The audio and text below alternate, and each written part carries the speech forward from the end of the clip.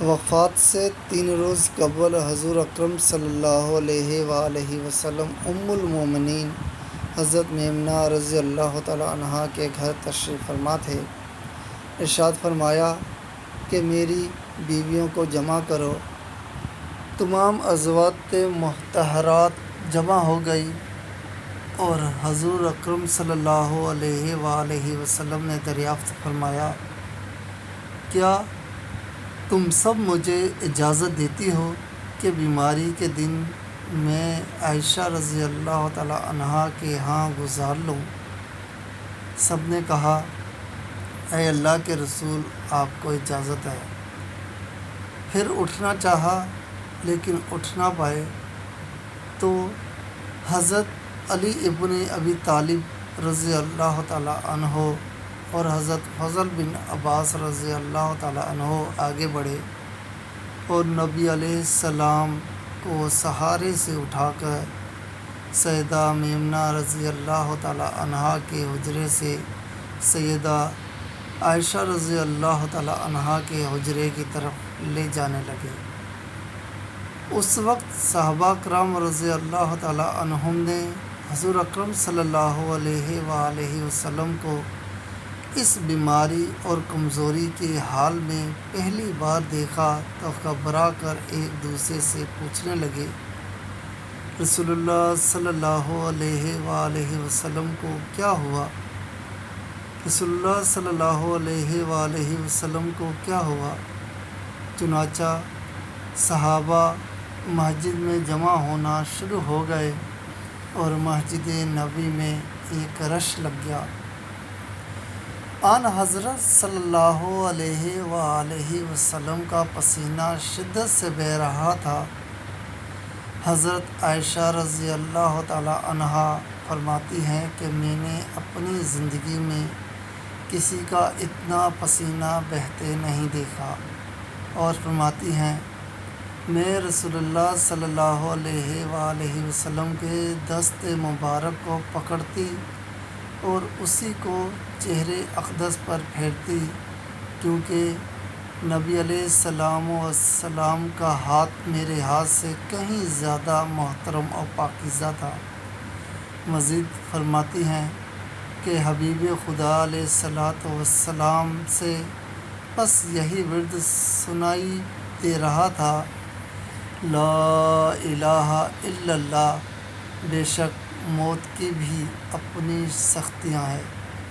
اسی اثنا میں مسجد کے اندر آن حضرت صلی اللہ علیہ وآلہ وسلم کے بارے میں خوف کی وجہ سے لوگوں کا شور بڑھنے لگا۔ نبی علیہ السلام نے دریافت فرمایا، یہ کیسی آوازیں ہیں؟ عرض کیا گیا کہ اللہ کے رسول، یہ لوگ آپ کی حالت سے خوفزدہ ہیں۔ ارشاد فرمایا کہ مجھے ان کے پاس لے چلو۔ پھر اٹھنے کا ارادہ فرمایا لیکن اٹھ نہ سکے تو آپ علیہ السلام پر 7 مشکیزیں پانی کے بہائے گئے۔ تب کہیں جا کر کچھ افاقہ ہوا تو سہارے سے اٹھا کر ممبر پر لایا گیا۔ یہ رسول اللہ صلی اللہ علیہ وآلہ وسلم کا آخری خطبہ اور آپ علیہ السلام کے آخری کلمات تھے۔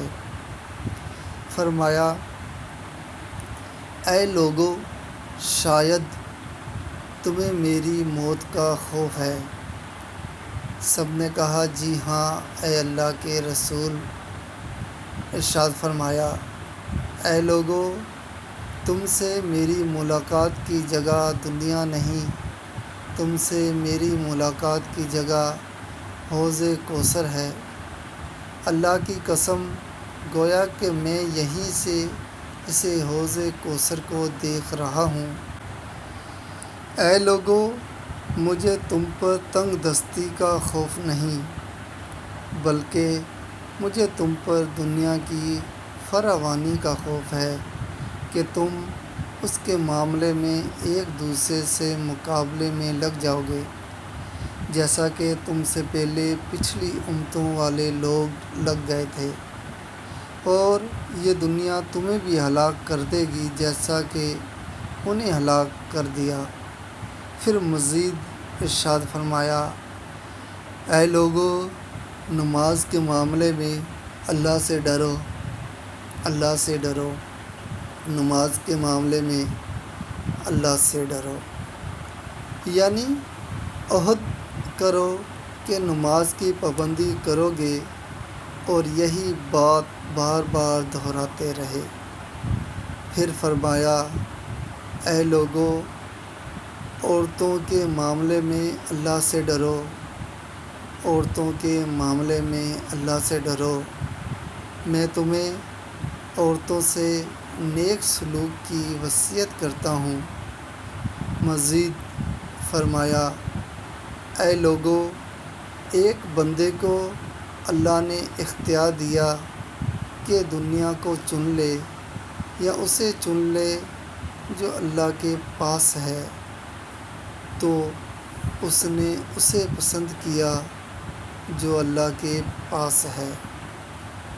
اس جملے سے حضور صلی اللہ علیہ وآلہ وسلم کا مقصد کوئی نہ سمجھ سکا، حالانکہ ان کی اپنی ذات مراد تھی، جبکہ حضرت ابوبکر صدیق رضی اللہ تعالیٰ عنہ وہ تنہا شخص تھے جو اس جملے کو سمجھے اور زاروں قطار رونے لگے اور بلند آواز سے گرا کرتے ہوئے اٹھ کھڑے ہوئے اور نبی علیہ الصلوۃ والسلام کی بات قطع کر کے پکارنے لگے،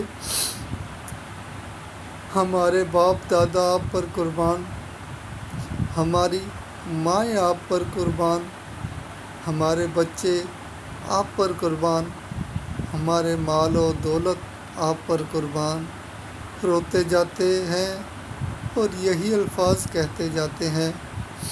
صحابہ کرام رضی اللہ تعالیٰ عنہم ناگواری سے حضرت ابوبکر صدیق رضی اللہ تعالیٰ عنہ کی طرف دیکھنے لگے کہ انہوں نے نبی علیہ الصلوۃ والسلام کی بات کیسے قطع کر دی۔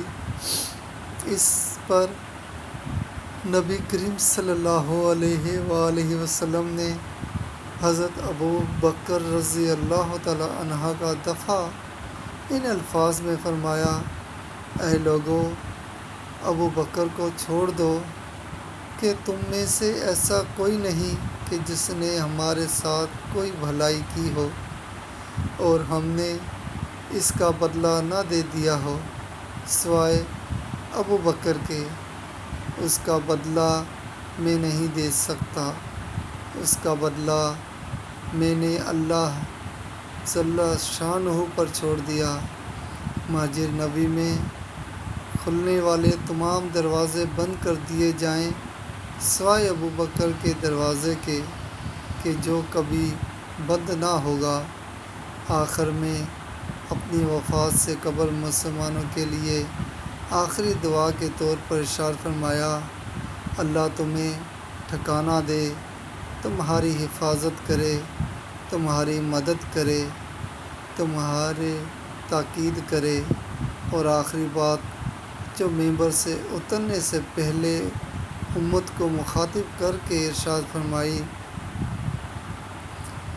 وہ یہ کہ اے لوگو، قیامت تک آنے والے میرے ہر ایک امتی کو میرا سلام پہنچا دینا۔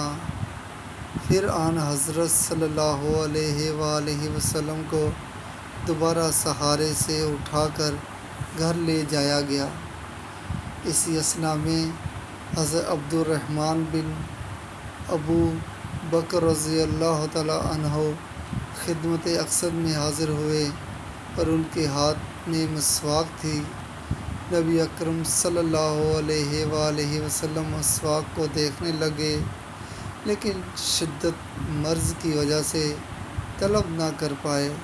چنانچہ سیدہ عائشہ رضی اللہ تعالیٰ عنہا حضور اکرم صلی اللہ علیہ وآلہ وسلم کے دیکھنے سے سمجھ گئی اور انہوں نے حضرت عبد الرحمن رضی اللہ تعالیٰ عنہ سے مسواک لے کر نبی کریم صلی اللہ علیہ وآلہ وسلم کے دہن مبارک میں رکھ دی۔ لیکن حضور صلی اللہ علیہ وآلہ وسلم اسے استعمال نہ کر پائے تو سیدہ عائشہ رضی اللہ تعالیٰ عنہ نے حضور اکرم صلی اللہ علیہ وآلہ وسلم سے مسواک لے کر اپنے منہ سے نرم کی اور پھر حضور نبی کریم صلی اللہ علیہ وآلہ وسلم کو لٹا دی تاکہ دہن مبارک اس سے تر رہے۔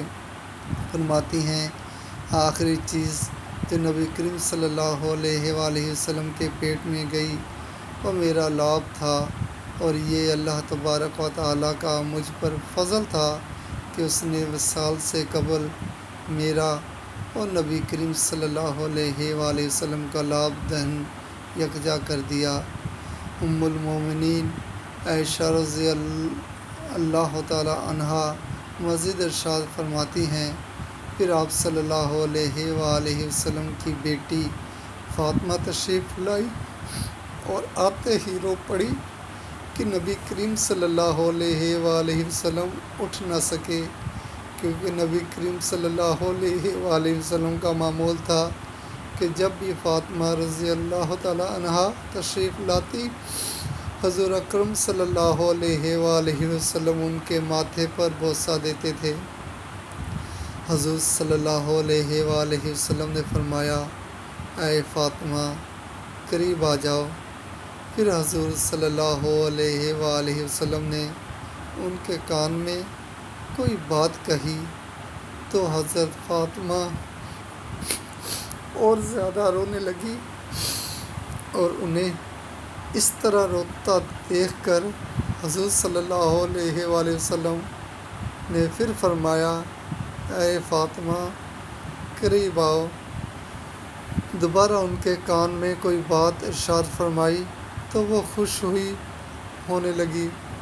حضور اکرم صلی اللہ علیہ وآلہ وسلم کے وصال کے بعد میں نے سیدہ فاطمہ رضی اللہ تعالیٰ عنہا سے پوچھا تھا وہ کیا بات تھی جس پر روئیں، اور پھر خوشی کا اظہار کیا۔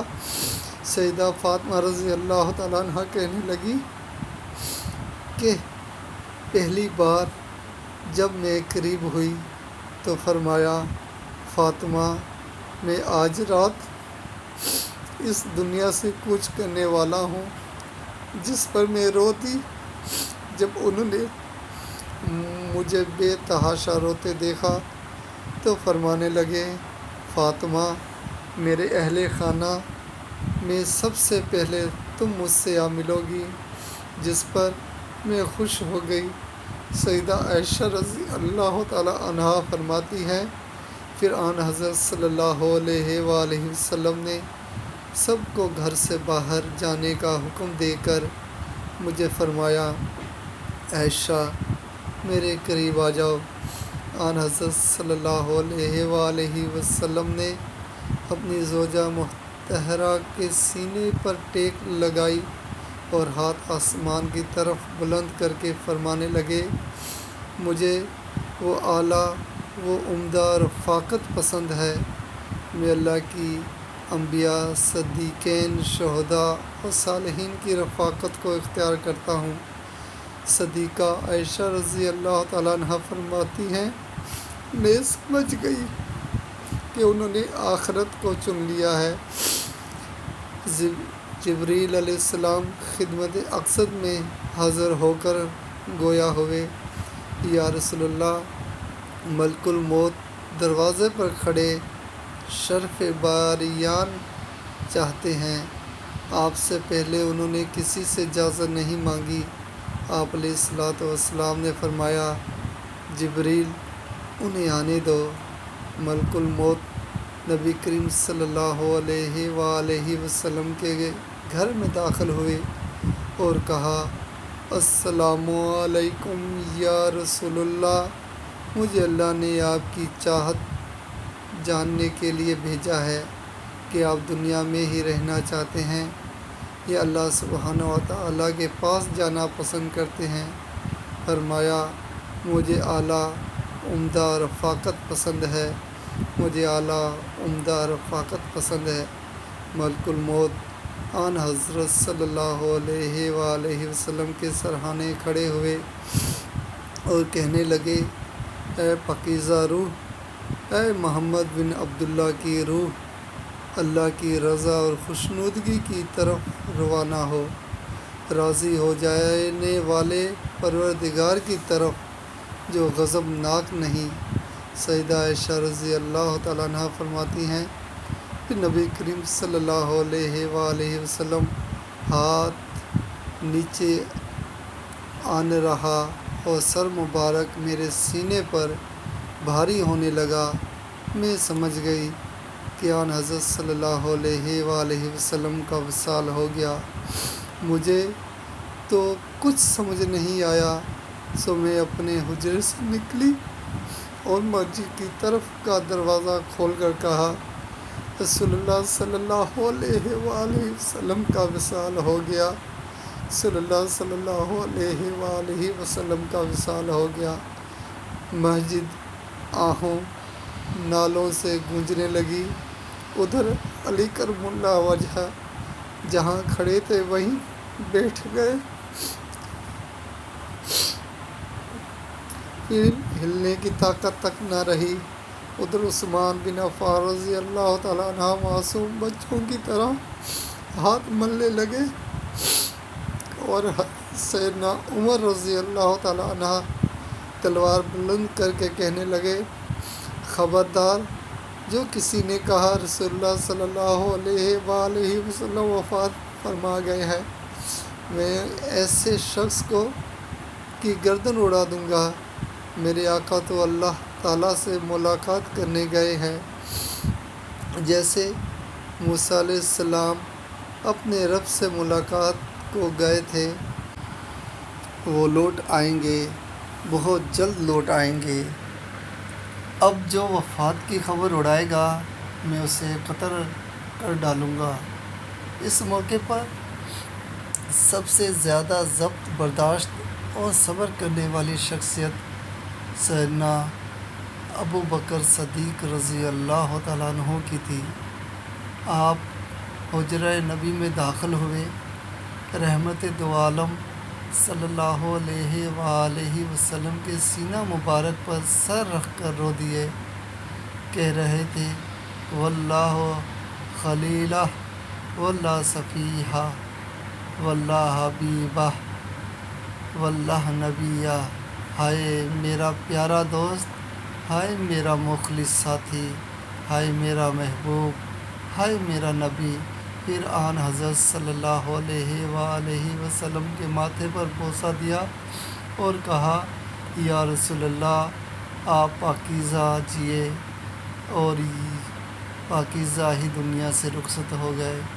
سیدنا ابو بکر صدیق رضی اللہ تعالیٰ عنہ باہر آئے اور خطبہ دیا، جو شخص محمد صلی اللہ علیہ وآلہ وسلم کی عبادت کرتا ہے، سن رکھے، آن حضرت صلی اللہ علیہ وآلہ وسلم کا وصال ہو گیا، اور جو اللہ کی عبادت کرتا ہے وہ جان لے کہ اللہ تعالیٰ شان کی ذات ہمیشہ زندگی والی ہے، جسے موت نہیں۔ سیدنا عمر رضی اللہ تعالیٰ عنہ کے ہاتھ سے تلوار گر گئی۔